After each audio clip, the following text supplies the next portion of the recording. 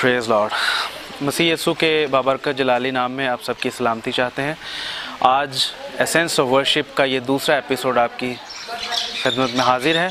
मैं सुजैना और हमारे बच्चे हम आज कराची से एबटाबाद पहुंचे हुए हैं और ये इलाका है PMA बिलाल टाउन, जहां पे हम एक ऐसे इदारे में एंटर होने वाले हैं जहां पर बहुत सारे ऐसे बच्चों की कफ़ालत होती है जिनका कोई नहीं होता। इस इदारे का नाम होम ऑफ होप है और यकीनन ये जब हम उनके साथ जाके मिलेंगे तो आपको भी ये लगेगा कि वाकई ये उम्मीदगाह है उन सारे बच्चों के लिए जिनका कोई वारिस नहीं है, जिनको कोई पालने वाला संभालने वाला नहीं है।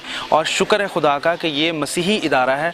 यहाँ पे जो लोग हैं वो खिदमत करते हैं और वो ये जानकर खिदमत करते हैं कि वो खुदा के लिए करते हैं। हमें भी उन्होंने दावत दी है कि हम उनके पास आएँ, उनके साथ वर्शिप करें, उनके बच्चों के साथ मिलें और उनकी इस खिदमत को सराहें। तो आइए हम इनसे मिलते हैं।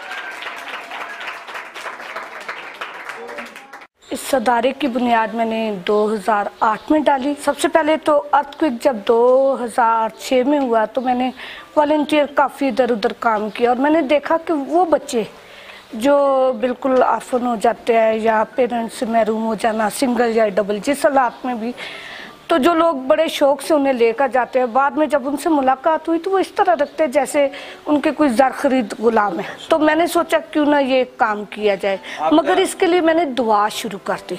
मैंने कहा क्योंकि मेरे इतने वसाइल नहीं थे कि मैं खुद ये काम कर सकती, मगर मुझे जब भी मैं दुआ करती तो मुझे ऐसे फील होता है कि जैसे कोई गैर इरादी कुव्वत मुझे कह रही है कि ये काम तूने करना है, तू अकेली नहीं है, मैं तेरे साथ हूँ। करते करते वहीं से मेरे दिल में ये जज्बा पैदा हुआ। इनकी तालीम का जो सिलसिला है वो इस तरह से है कि हमने इंग्लिश मीडियम सारा सिस्टम रखा हुआ है, क्योंकि आजकल जो दौर है वो तो ज़्यादा ऐसा ही सिस्टम चल रहा है कि इंग्लिश मीडियम का, और ये बच्चे इनके लिए हमने गौर का सिलेबस भी रखा हुआ है।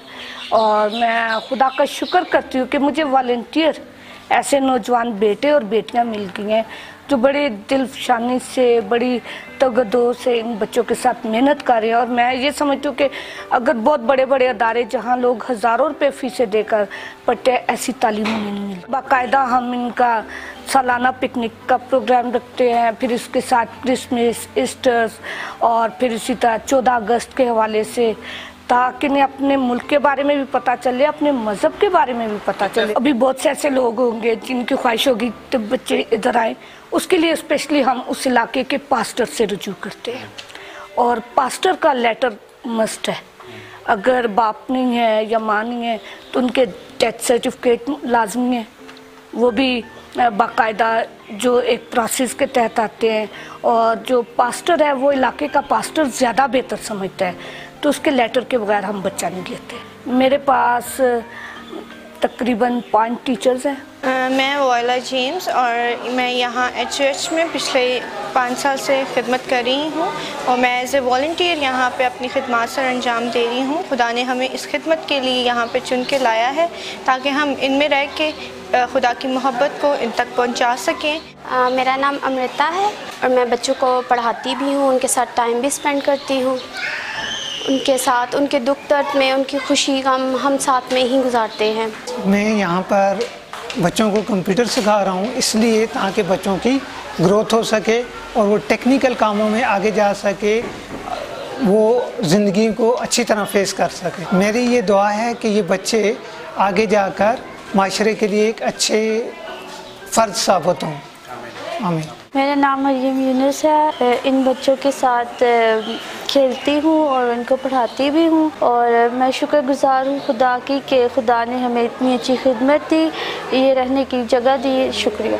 मेरा नाम विशाल जेम्स है और मैं पिछले 6 साल से एचएच में खिदमत कर रहा हूँ। बच्चों के साथ काफ़ी टाइम स्पेंड करते हैं जिससे इंटरनली सेटिस्फेक्शन होती है। सबसे पहले तो ये जब कोई बच्चा आता है ना, स्पेशली वो बच्चे जिनके पेरेंट्स में सेपरेशन हो चुके हैं, उनके हालात तो ये मैं कहूँगी कि उनसे भी ज़्यादा बदतर होते हैं कि जिनके वैसे पेरेंट्स की डेथ हो जाए, क्योंकि वो बच्चे साइकी हो जाते हैं। अगर ननिहाल की तरफ जाते हैं तो वो भी उन्हें कहते हैं आपका बाप ऐसा, ददियाल की तरफ जाते हैं वो भी कहते हैं ऐसा, तो वो बच्चे साइकी होते हैं। इसलिए उन्हें उनकी काउंसलिंग की बहुत ज़्यादा ज़रूरत होती है। फिर वो सेट होते होते कुछ टाइम लगाते हैं। और जहाँ तक इनका तल्लक है कि हम किस तरह इन्हें मैनेज करते हैं, तो बहुत सारे ऐसे लोग हैं जो आते हैं, मिलते हैं। जब इन बच्चों से मिलते हैं या हमसे मिलते हैं तो ज़रूर किसी न किसी तौर पे इनकी मदद करते हैं। मगर एक बात मैं बताती चलूँ कि ये एक ऐसा काम है कि इसके लिए रोज़ हमें चैलेंज का सामना है। जाहिर है, आप खुद देखें, घरों में अगर 2 या 3 बच्चे हैं तो उनको अगर आप खाना खिलाते हैं या करते हैं तो कितना मुश्किल है उसे मैनेज करना। तो यहाँ तो अच्छे खासे आपने देख लिया 35 बच्चे हैं, तो इनके लिए रोज़ाना 3 टाइम का खाना, फिर बच्चे बीमार भी होते हैं, इनकी एजुकेशन भी है, फिर हमने वर्कर्स को पे भी देनी है, तो ये रोज़ का एक चैलेंज है। मगर मैं एक बात कहूँगी कि जब हम खुदा पे भरोसा कर लेते हैं तो खुदा ज़रूर उसके लिए रास्ते निकालता है। मैं तो ये पैगाम देना चाहूँगी कि ये बच्चे सबके बच्चे हैं, ये सिर्फ एक हमारे बच्चे नहीं हैं कि हमने मतलब कि इन्हें रखना है, ये पूरी कौम के बच्चे हैं।